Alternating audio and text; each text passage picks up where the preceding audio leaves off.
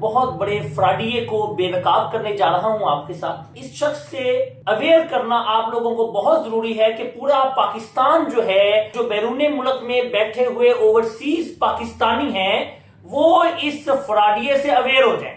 یہ ایک پورا گروہ ہے۔ محمد علی نام کا جو بندہ ہے، جس کی تصویر جو ہے وہ آپ سائٹ پہ دیکھ رہے ہوں گے، یہ جو شخص ہے یہ اس پورے گروہ کا سرگنا ہے۔ اور یہ جو محمد علی ہے، اس نے مختلف ناموں سے اپنے پاسپورٹ بنائے ہوئے ہیں جو بوجہ فراڈ معطل ہو چکے ہیں، ریووک ہو چکے ہیں۔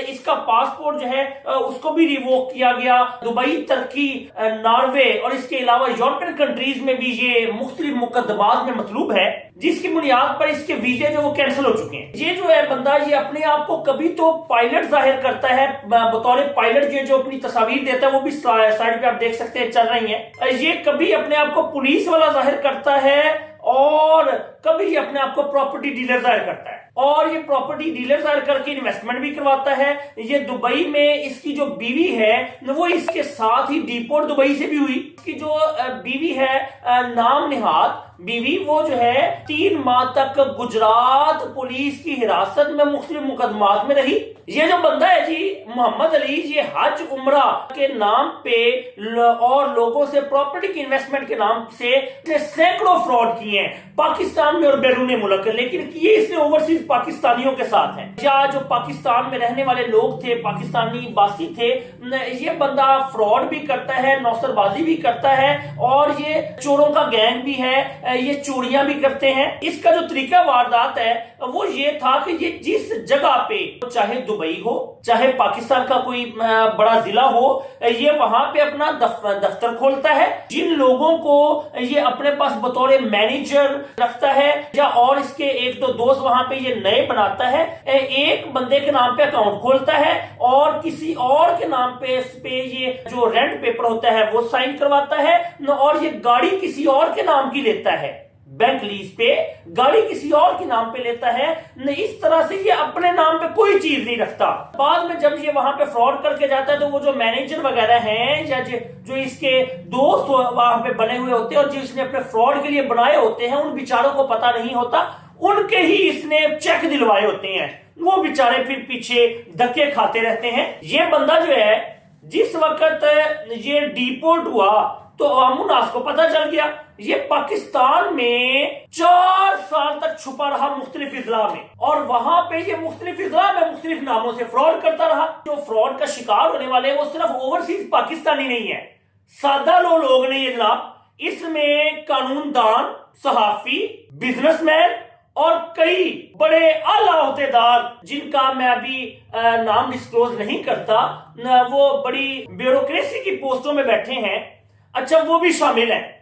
گزشتہ دنوں جی یہ سرائے عالمگیر پولیس نے ایک مقدمہ میں گرفتار کیا۔ یہ آیا ہوا تھا، اس نے جو 4 مقدمات میں سے اس نے جناب عبوری ضمانتیں حاصل کی۔ یہاں پہ عبوری ضمانتیں حاصل کر کے اب اس کے کا چونکہ خرچہ ہو گیا تھا، اس نے کہا وہ خرچہ میں یہیں سے پورا کرتا جاؤں۔ یہ خرچہ پورا کرنے کے لیے وہ ضمانتیں کروانے سے 1 دن پہلے گاڑی میں کا شیشہ توڑ کے وہاں سے یہ سامان چوری کر چکا تھا، اور اس میں یہ نامزد ہو گیا تھا، چونکہ وہ لوگوں نے پہچان لیا۔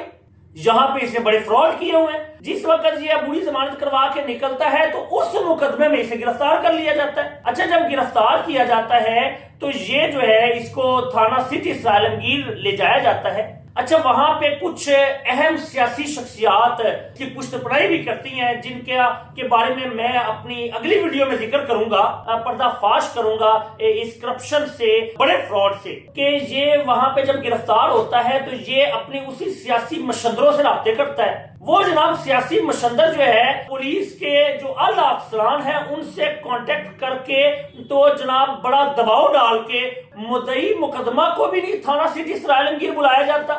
وہاں پہ جو معزز وکلاء جو ہے وہ وہاں پہ جاتے ہیں تو ان کو بھی مدعی مقدمہ کو سامنے نہیں بٹھایا جاتا، اور کہا جاتا ہے یہ وکلاء کے سامنے جب بٹھاتے ہیں، اب یہ وکلاء کے سامنے جب بیٹھتا ہے تو بڑے شاہی پروٹوکول کے ساتھ بیٹھتا ہے جناب۔ کچھ وقت آمنے سامنے بات بھی کروائی جاتی ہے، لیکن اس کے بعد کہا جاتا ہے کہ مدعی کو نہ بلایا جائے گا، ابھی کچھ اور معاملات ہیں۔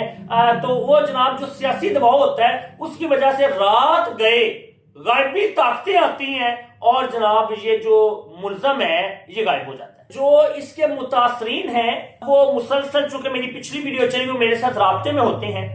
اب میں آپ کے سامنے وہ جو متاثرین ہیں ان میں سے چند ایک کی ویڈیو کلپس پیش کروں گا. میرے شہر اکاڑا سے محمد علی نامی ایک شخص ہے، ورک ویزے کے نام پر 70 ویزے دیے اور 150 ویزے کا مجھ سے ایڈوانس بھی لیا. تقریباً 4.25 کروڑ روپے کا نقصان کیا اس نے اور فراڈ کر لیا. میں شاہین ایئر لائن میں ایز اے کیبن کرو جاب کرتی تھی. 2016 میں محمد علی نے اپنی بیوی کنول، اپنی ماں روبینہ اور اپنی فیملی کے باقی 8-10 افراد کے ساتھ مل کے میرے ساتھ 67 لاکھ کا فراڈ کیا ہے اور جعلی ویزا ایشو کیے دبئی کے اور غائب ہو گئے. 2017 کے لاسٹ میں 2018 میں میں اس کے پاس آیا تھا. اس نے مجھے ویزا دیا تھا، بلایا تھا، اور اس نے میرے نام پہ اچھی خاصی سیلری رکھ کے اس نے میرے نام پہ گھر لیا. ایک گھر لیا، دوسرے گھر کے چیک دیے، اور اس کے بعد اس نے آفس کے چیک دیے، اور وہ سارے کے سارے اس نے پے نہیں کیے. وہ سارا تقریباً آلموسٹ کروڑوں میں وہ میرا نقصان اس بندے نے کیا ہے. اس نے مجھے دبئی بلایا تھا جاب کا جھانسا دے کے. 3 مہینے مجھے اپنے گھر میں کام کرواتا رہا. اس نے تنخواہ بھی نہیں دی. یہ مجھ سے چیک سائن کروا کے ان کو دیتا رہا. کروڑوں روپیہ ان سے لے لیا اس نے. محمد علی نام کا نوسرباد ہے. یہ ڈبل شاہ کا دوسرا کردار ہے، اور اس نے مجھے اپنے جھانسے میں لے کے، ہم جیسے سینئر صحافیوں کو، میرے 9,000 پاؤنڈ اس نے اپنی جعلی کمپنی میں انویسٹمنٹ کروائی تھی. اور پھر میں اس کے پیچھے دبئی بھی گیا تھا، اس کو ڈھونڈتا رہا. یہ ہر دفعہ اپنا نمبر چینج کر لیتا تھا، اور اس نے مجھے لائیو تھریٹ بھی دی ہیں.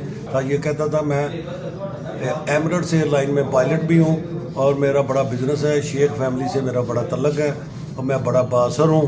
میرے جیسا سینئر صحافی بھی اس کے جھانسے میں آ گیا. ایک شخص جو ایک فراڈیوں کے گروہ کا سرگنا ہے، جس کا نام محمد علی ولد نذیر احمد ہے، یہ اپنے آپ کو پائلٹ شو کرتا ہے، پائلٹ نہیں ہے. اس نے پاکستان میں بھی کافی سارے لوگوں کے ساتھ فراڈ کیا ہوا ہے. اب یہ متاثرین کی تعداد جو ہے وہ چند لوگوں میں نہیں ہے بلکہ سینکڑوں میں ہے، اور یہ کروڑوں روپیہ کیا چکا ہے.